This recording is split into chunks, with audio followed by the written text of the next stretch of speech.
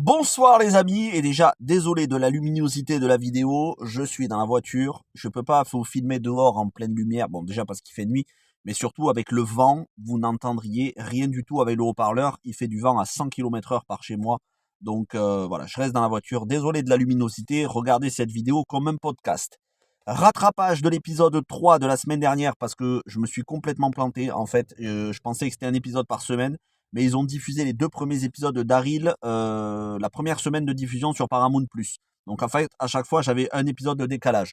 Donc de ce soir, dans cette vidéo, je vais vous faire épisode 3 et épisode 4. Et comme ça, la semaine prochaine, on sera à jour l'épisode 5 et dans 2 semaines, l'épisode 6 final de la saison 1. Épisode 3, un excellent épisode, bourré d'humour. Peut-être même un petit peu trop avec ce Where is Brian? He's in the kitchen. Là franchement, c'est abusé là pour le coup. Donc, on commence cet épisode avec cette espèce d'artiste, de metteur, enfin de chef d'orchestre qui a installé tout un tas de zombies pour en faire son orchestre. Le mec parle pas anglais, il parle deux trois mots anglais. Enfin, il parle anglais comme Emmanuel Macron, peut-être encore pire. Et donc, il sort les deux trois mots qu'il connaît à Daryl. Where is Brian? Is in the kitchen. Faut savoir qu'avant que ce soit un sketch de Gad Elmaleh, c'était dans les livres d'apprentissage d'anglais. Et j'ai appris ça dans une vidéo, je crois, sur Allociné, où justement Norman Reedus disait mais qu'est-ce qu'il est en train de me raconter? Il connaissait pas du tout la référence et il se disait mais il est débile cet acteur, qu'est-ce qu'il me raconte? Donc c'est assez amusant de voir les clichés français que l'on a sur les Américains. Mais là, j'avoue qu'ils ont peut-être un peu abusé au niveau de l'humour. C'était pas nécessaire de faire ça. Ça fait plus ridicule qu'autre chose. Mais bon, c'est un détail. Ça m'a fait rire quand j'ai vu l'épisode. Et donc ensuite, on a d'autres passages marquants tout au long de l'épisode, notamment quand ils arrivent, notre petit groupe avec Daryl, Isabelle, l'autre nonne dont je me souviens plus, et le petit Laurent qui est très attachant dans cet épisode. C'est peut-être l'épisode où il est le plus attachant d'ailleurs. Quand ils arrivent enfin à Paris, je crois que c'est au Marais, et donc ils rencontrent l'acteur Black, j'ai encore oublié son nom, je crois que c'est Patrick Ebouaney, qui est très charismatique, qui est un excellent acteur et qui a joué dans la série Liaison avec Vincent Cassel et Eva Green sur Apple TV+. Et on a Dominique Pinon, notre Dominique Pinon national de Alien la Résurrection, qui est habitué au film de Jean-Pierre Jeunet. Ça fait plaisir parce que c'est quand même un acteur très connu à l'international, qui la joue colis voyageur avec des pigeons, un petit peu comme Lawrence Fishburne dans John Wick 2. Donc qui communique avec des pigeons, mais bon, Daryl, il est pressé, il y a pas le temps d'envoyer des pigeons et d'avoir une réponse plusieurs semaines après. Donc ils vont aller à la rencontre de ce petit groupe de résistants et ils vont aller dans les catacombes de Paris, dans les sous-sols. Et là, ils vont rentrer dans ce cabaret où là, on a absolument tous les clichés, mais les bons clichés du Parisien. Voilà, le cabaret parisien, c'est le cabaret façon Montmartre, mais bon, c'est pas à Montmartre, mais le cabaret de l'apocalypse, quoi. Donc avec le temps des copains, la chanson d'ailleurs très bien interprétée par cette actrice, qui est très jolie d'ailleurs, qui est en couple avec Queen, et on apprend que Queen est vivant, mais on apprend surtout que c'est le père de Laurent, qu'il a eu une relation avec Lily, la sœur d'Isabelle. Isabelle n'était pas au courant, donc Laurent ne sait pas non plus, et lui, il apprend qu'il a un fils Laurent.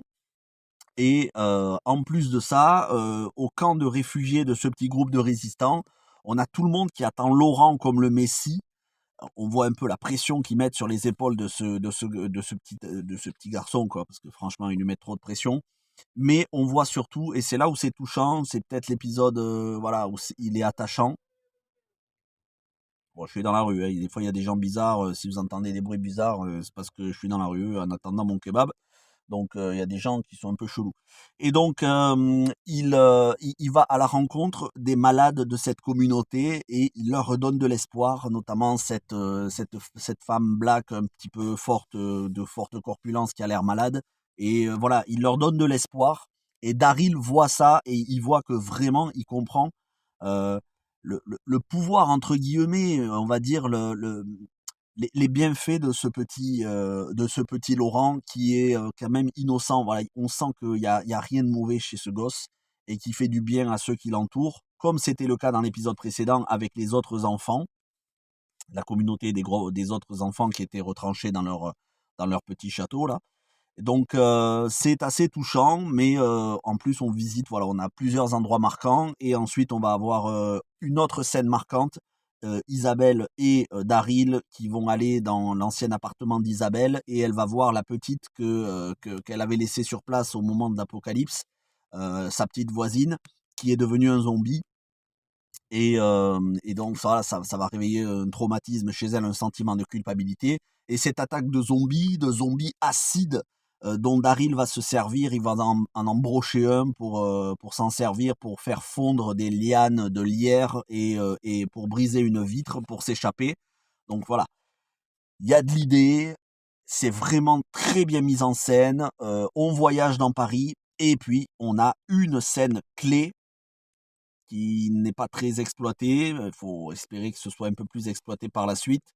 À savoir donc Romain Lévy qui discute avec Anne Charrier. Donc Romain Lévy, je ne sais plus le nom du personnage. Anne Charrier, elle fait jeûner, celle qui est à la tête donc des soldats.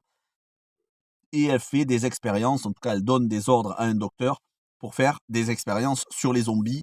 On voit que le mec chronomètre la réaction, on voit qu'il a des têtes de zombies dans du formol. Donc, est-ce que tout ça est en lien avec le CRM et World Beyond? Je l'espère. J'espère vraiment qu'on va en apprendre plus dans les prochaines saisons et qu'on va faire des liens avec le CRM. C'est vraiment indispensable. C'est pour ça hein, qu'ont été créés les spin-offs. Hein, c'est pour être en lien avec World Beyond. Donc, à un moment donné, il va falloir nous donner un peu du biscuit, il va falloir nous donner un peu plus de réponses. Là, on commence à avoir quelques petites réponses. L'épisode 2, on en apprenait un peu plus sur les circonstances, comment est né Laurent, peut-être qu'il serait immunisé. Là, on voit que les Français continuent à faire des expériences sur les zombies. Il faut espérer qu'il y ait des liens avec le CRM, en tout cas au moins dans les prochaines saisons. Voilà pour l'épisode 3. On va passer à l'épisode 4. Et donc on enchaîne avec l'épisode 4. À la fin de cet épisode 3, il y a Romain Lévy et ses hommes qui font une irruption dans le camp de résistants. Daryl qui tombe dans un trou sur le toit s'effondre, il tombe dans un trou, tout le monde est un peu dispersé. Et on a Laurent qui arrive à s'enfuir. Laurent, il a gardé une photo de sa mère qui était au Trocadéro à la Tour Eiffel, donc il essaye d'aller là-bas. Il va se rendre là-bas. Pendant ce temps-là, on a Quinn, l'ex de Isabelle et le vrai père de Laurent, Quinn, qui a fait alliance avec Jeunet pour trahir Isabelle, Daryl et pour pouvoir garder Laurent avec lui. Mais la manière dont il traite la femme avec qui il est, celle qui chantait dans l'épisode précédent, elle n'apprécie pas vraiment la manière dont il la traite. Et au final, elle fera évader Laurent avec Isabelle et Daryl. Pendant ce temps-là, Daryl, donc après être tombé du toit, il va se retrouver dans les rues de Paris et il va se retrouver avec Dominique Pinon. Ils vont essayer d'échapper aux hommes de Romain Lévy. Dominique Pinon va se faire tuer.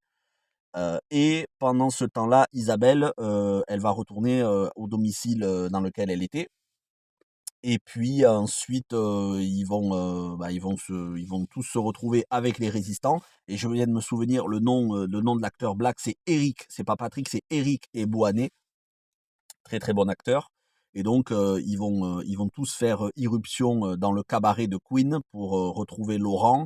Et c'est là où la copine de Queen, la femme avec qui il est en couple, va les aider à faire échapper le petit Laurent. Et au final, on a Éric Ebouané qui est en relation avec un passeur sur la Seine. Et ce passeur, ce conducteur de bateau, il va les amener là où ils doivent se rendre un peu plus loin en France. Donc, on sait que c'est au Mont-Saint-Michel.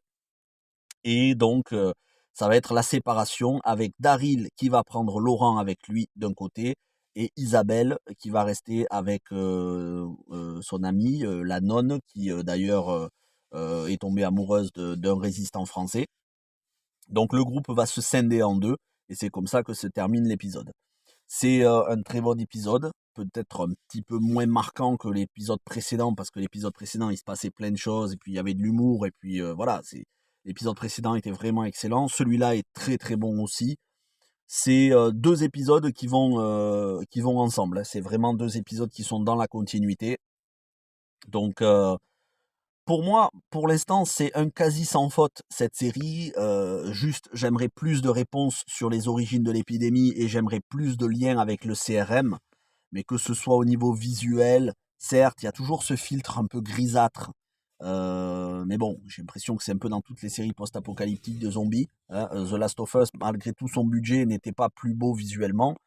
Mais voilà, ça reste quand même très bien réalisé, les décors, le casting, quand on se permet d'avoir Dominique Pinon au casting, quand on a Clémence Poésy, Romain Lévy, Anne Charrier, voilà, on est quand même sur Éric Eboinet, on est quand même sur un casting qui est vraiment très très bon. Bon, dans la série mère aussi, mais voilà, on sent qu'ils ont mis du budget, des moyens. On visite, on a pas mal de, voilà, on visite pas mal. Après, certains pourraient dire oui, mais au niveau de la géographie dans Paris, on ne sait pas vraiment où on se situe en termes temporels, combien de temps ils mettent pour aller à droite, à gauche. Faut pas chercher trop le réalisme, hein, dans The Walking Dead. Ça fait longtemps qu'on l'a abandonné. Le réalisme, c'était seulement les 4 premières saisons, les 4 ou 5 premières saisons de The Walking Dead, la série mère, hein. Après, on a abandonné le réalisme, on a abandonné l'exactitude en termes de temps, de temporalité, on ne sait pas combien de temps ils mettent pour aller à droite, à gauche. Regardez dans Fear the Walking Dead, Morgan qui fait le tour de l'Amérique, qui se rend de la Géorgie jusqu'au Texas, on dirait qu'il a couru une journée. Donc vous voyez, je me souviens, tout ça je l'ai dit dans le live du poteau Joseph Ali. Vous pouvez aller voir, on a parlé de The Walking Dead Daryl Dixon, de la saison tout entière. Donc voilà, on a des choses qui sont un petit peu à reprocher, mais malgré tout, on est vraiment sur de la très très bonne qualité. Cherchez pas les moindres détails. Vous allez vous dire ah oui, mais ici c'est pas exactement comme ça, et puis ça c'est pas cohérent. Si vous cherchez la cohérence absolue, si vous cherchez la cohérence en termes de temporalité, en termes de distance et tout, oubliez. Ils sont là pour faire des beaux plans, et des beaux plans, on en a dans des endroits marquants. Après, c'est des spin-offs qui font 6 épisodes, ils sont pas là pour étirer en longueur. C'est aussi une grosse qualité de ces spin-offs, que ce soit Dead City ou maintenant Daryl Dixon, c'est de n'avoir des saisons que de 6 épisodes, et ce sera la même chose pour The Ones Who Live avec Rick et Michonne. Et je trouve ça excellent de faire des mini-saisons de 6 épisodes. Voilà, c'est très très bien. On n'étale pas ça sur un an ou deux comme les dernières saisons de The Walking Dead. On a ça sur l'espace de un mois et demi, et c'est nickel, ça fait vraiment plaisir. En tout cas, n'hésitez pas à me dire dans les commentaires ce que vous en avez pensé. On attend bien évidemment la semaine prochaine pour parler de l'épisode 5, et puis surtout on attend au mois de février, en espérant qu'il y ait une diffusion française en simultané, le spin-off Rick et Michonne, The Ones Who Live. Là ça y est, on a commencé à avoir des nouvelles images, une nouvelle bande-annonce, un nouveau trailer.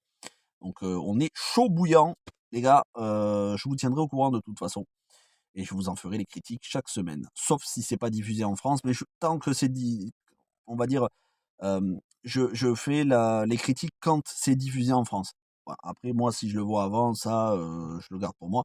Parce que je veux pas vous encourager à télécharger ou à passer en streaming. Je préfère que ce soit dispo légalement. Et quand c'est dispo légalement, à ce moment-là, j'en parle. Faut espérer que ce soit la même chose pour The Walking Dead, The Ones Who Live, que ce soit bien dispo en France en même temps qu'aux États-Unis. Allez, je vais m'arrêter là parce que ça fait déjà à peu près un quart d'heure, je crois. Je vous souhaite un bon appétit si vous regardez cette vidéo pendant que je mange. Moi, au moment où je posterai cette vidéo, je serai en train de manger un bon gros kebab, et je vous souhaite un bon week-end. On se retrouve demain pour le rattrapage de l'épisode 3 de Invincible, et dans la foulée, on enchaînera avec l'épisode 4, donc une vidéo sur l'épisode 3 et 4. Et ensuite, on arrivera à la fin de la semaine, on arrivera à la fin du mois, il y aura une ou deux vidéos de plus. Et puis au mois de décembre, il y aura plein de bonnes choses. Portez-vous bien, n'hésitez pas à aller voir les lives, et notamment le dernier live que j'ai fait, la visite d'un village médiéval de mon département. Très bon village médiéval, un petit live de 50 minutes là, dans les rues, les remparts, voilà, c'est vraiment une citadelle fortifiée, et je l'ai visité voilà, cette semaine. Je vous en ai fait la visite guidée. N'hésitez pas à aller voir la rediffusion du live. Merci à toutes et à tous. Bonne soirée. à demain pour Invincible.